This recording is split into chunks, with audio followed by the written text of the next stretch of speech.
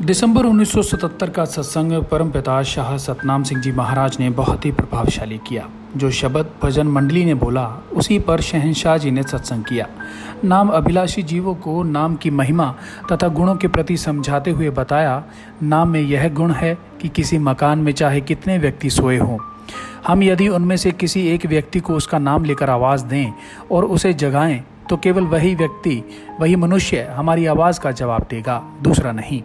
यदि हम उसके नाम को ही नहीं जानते तो न तो हम उसे बुला सकते हैं और न ही बिना नाम के बुलाने से वह हमारी किसी बात का उत्तर ही दे सकता है। इसीलिए जब नाम से पुकारने से एक सोया हुआ व्यक्ति भी आवाज़ को सुनकर और जागकर उसका जवाब देता है तो मालिक, प्रभु, परमात्मा, राम, अल्लाह, वाहिगुरु, गॉड जो हर समय जागता है और हर जगह मौजूद है, यदि हम उसका असली नाम लेकर पुकारेंगे तो वह क्यों नहीं हमारी आवाज़ पर बोलेगा, अवश्य बोलेगा। कमी तो केवल इस बात की है कि हम उसके असली नाम को नहीं जानते, इसलिए मालिक के असली नाम को जानने की आवश्यकता है। इस प्रकार नाम के बारे में बताकर परमपिता जी ने जीवों को नाम दान दिया। उन सभी जीवों का 84 लाख जूनी का जन्म मरण का चक्कर समाप्त किया और उन्हें अपने निज धाम सतलोक जाने का अधिकारी बनाया।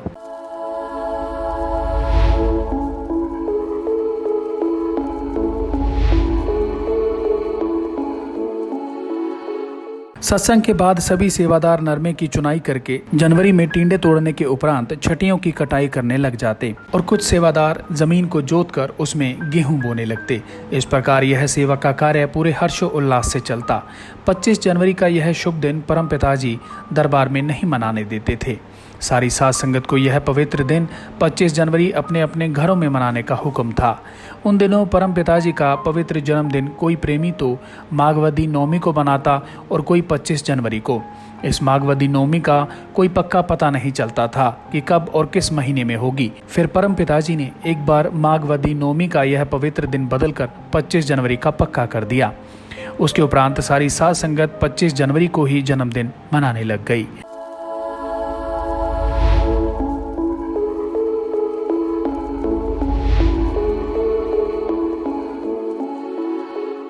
वर्ष 1978 में भी जब यह शुभ दिन 25 जनवरी आया तो उस रात खूब बारिश होने लगी।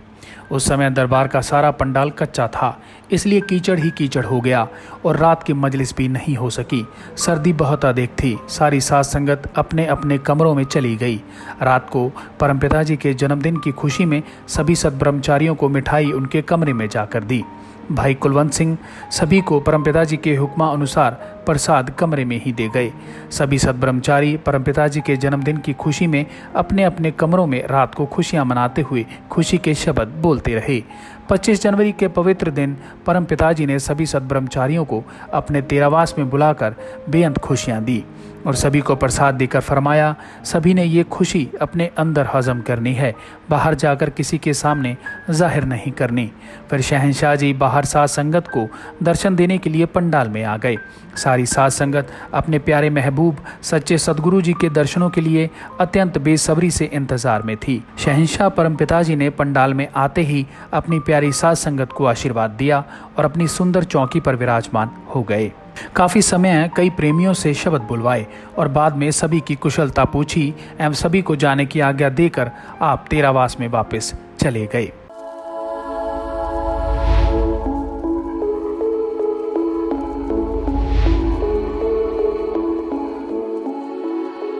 परम पिताजी के गुर्दे में तकलीफ थी, इसलिए शहंशाह जी चेकअप करवाने के लिए महीने या 15 दिन बाद लुधियाना जाया करते। वहां पर एक प्रेमी के घर ठहरा करते। वहीं उनके घर तीसरी मंजिल पर ही परम पिताजी मजलिस किया करते। जो कोई नए जीव नाम लेने की इच्छा से आ जाते उन्हें वहीं पर नाम की अमूल्य दात प्रदान कर देते। इस बार जब परम पिताजी चेकअप करवाने के लिए लुधियाना गए तो डॉक्टर साहिबानों ने किसी बड़े अस्पताल में चेकअप करवाने को कहा। इसलिए परम पिताजी के स्वास्थ्य को ध्यान में रखते हुए सेवादार एवं सद्ब्रह्मचारी भाइयों ने विचार विमर्श किया और परमपिता जी को दिल्ली, जयपुर या मुंबई दिखाना ठीक समझा। वहीं सभी सेवादार, दरबार के सभी जिम्मेवार भाई, जलालाना साहिब से परमपिता जी का शाही परिवार और लक्कड़वाली जिला सिरसा से दोनों बहनों का परिवार, ये सभी चाहते थे कि परमपिता जी को किसी अच्छे अस्पताल में चेकअप करवाया जाए और शहंशाह जी बिल्कुल स्वस्थ हो जाएं। परमपिता जी कई बार मास्टर बनवारी लाल लहरा गागा वाले की बातें सुनाते हुए फरमाते, भाई बनवारी लाल बेचारा अपनी सारी छुट्टियां दरबार में आकर सेवा करने में बिताता है। अपने घर के काम धंधे का कभी कोई फिक्र नहीं करता। अपने आसपास के क्षेत्र में सत्संगों के कार्यक्रम भी हार्दिक लगन से नए लोगों को प्रेरित करके सत्संग में ले आता है और उन्हें नाम की अमूल्य दौलत दिलवाता है। ऐसे जो सेवादार हैं, जो दरबार की सेवा अपने जी जान से करते हैं, उन्हें हम कभी नहीं भूलते।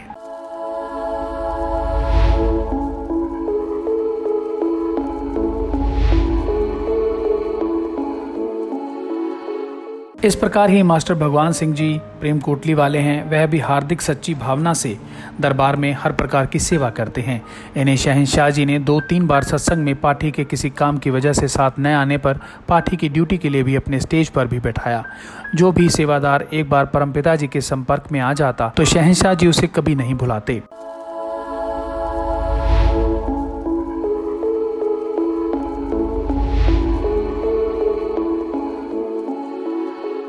10 फरवरी 1978 की बात है। कई गांव शहरों के सत्संग रख दिए गए, जैसे बुढलाडा मंडी, गुरने, दोदरा, जखेपल, बच्छुआना, संगतीवाड़ा और लहरा गागा आदि।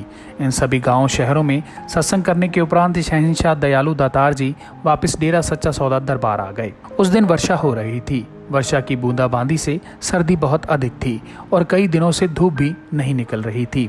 उधर परमपिता जी मुंबई जाने की तैयारी कर रहे थे, लेकिन इस बात का किसी को भी नहीं पता था।